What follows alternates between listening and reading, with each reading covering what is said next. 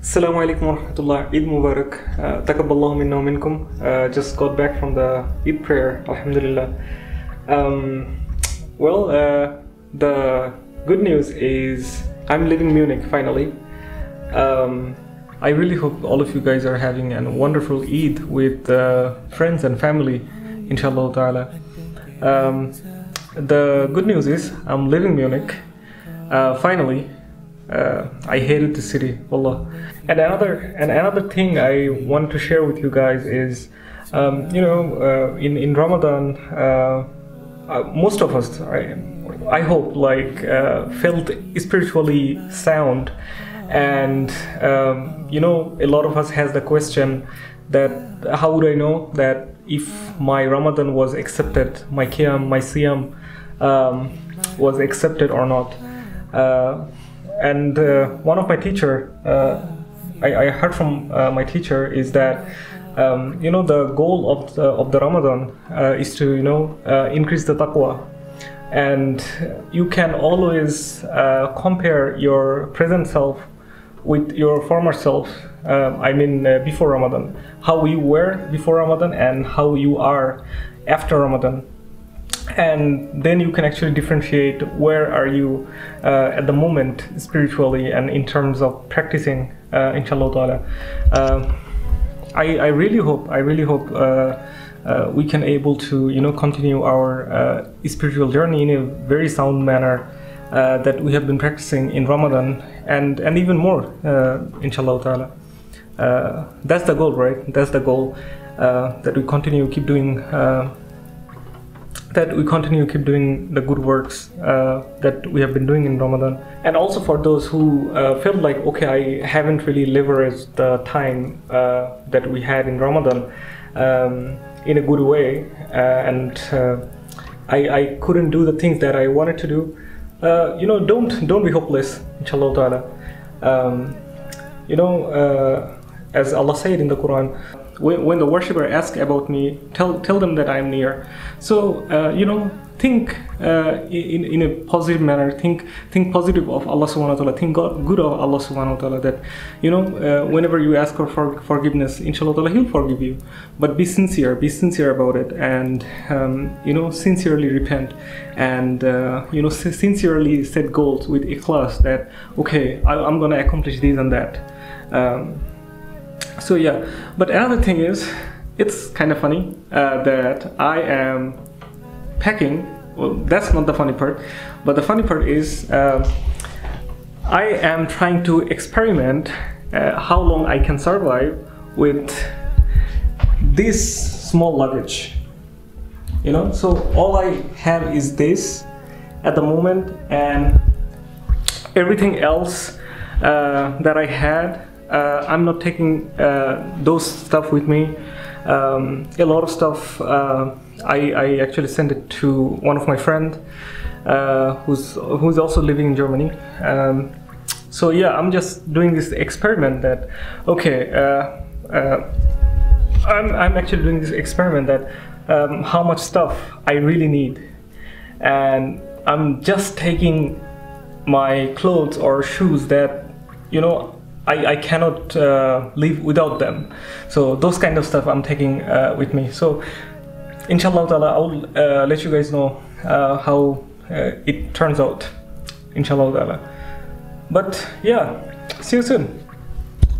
Briefly, what are the belongings I'm taking with me is, I'm taking my laptop, that's necessary, my stuff for parent stuff, very minimal accessories, my bum bag,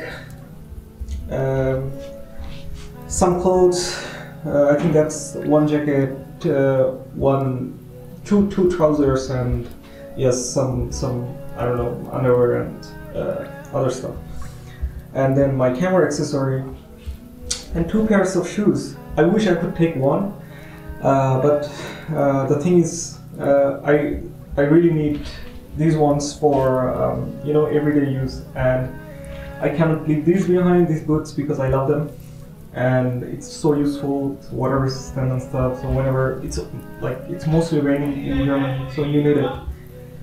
Then I have my diary, my resistance band for workout and stuff, glasses and so on. So that is basically what I'm taking with me, and I'm taking obviously my necessary paperwork and stuff. But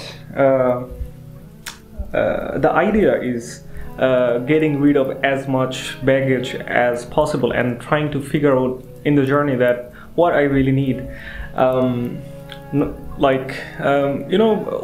the years, I feel like I gather so many stuff. It's like not that many, but still like stuff that I don't really use. And yeah, just to find out what is really essential for me. Currently, I'm reading this one book where the author is talking about stuff that you own.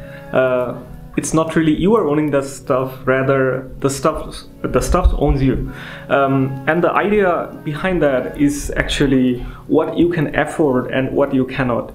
And the author talks about how you can actually find out what you can afford is, for instance, if you go to a store and buy chewing gums. If you go to a store and buy gums, you don't really think about what kinds of financial consequences you have to face in the future or in the present. So you just buy it, and it doesn't really, make any difference in terms of financial statement, right? So nobody thinks about, can I afford a gum or what? And the author actually talks about that should be the attitude towards everything we own. So if you are thinking about should I buy this new gadget or not, then you can't really afford it, So you can only afford those stuff that doesn't actually give you that kind of thinking. What are the consequences? Can I afford it or not? If that comes to your mind, then you cannot afford it. So I really like the idea, and yeah, I will actually try to put that into perspective in my life. So that's something I think, you guys can also try. And another thing is, maybe a lot of you guys are thinking, he's trying to follow this minimalist trend and stuff. But to be honest, you can call it whatever you want. But this minimalist vibe or essentialist vibe, whatever it is, it's not new. It's nothing new. It's been the part of our religion for 1,400 years, and in our deen. It actually teaches us how even you should spend your money, so minimalist, following the trend, it's nothing new. I think the world is realizing it much later that if you own many stuff, that doesn't necessarily means that you are happy. Happiness is independent of being rich or poor. And also the idea of money doesn't buy any happiness. True.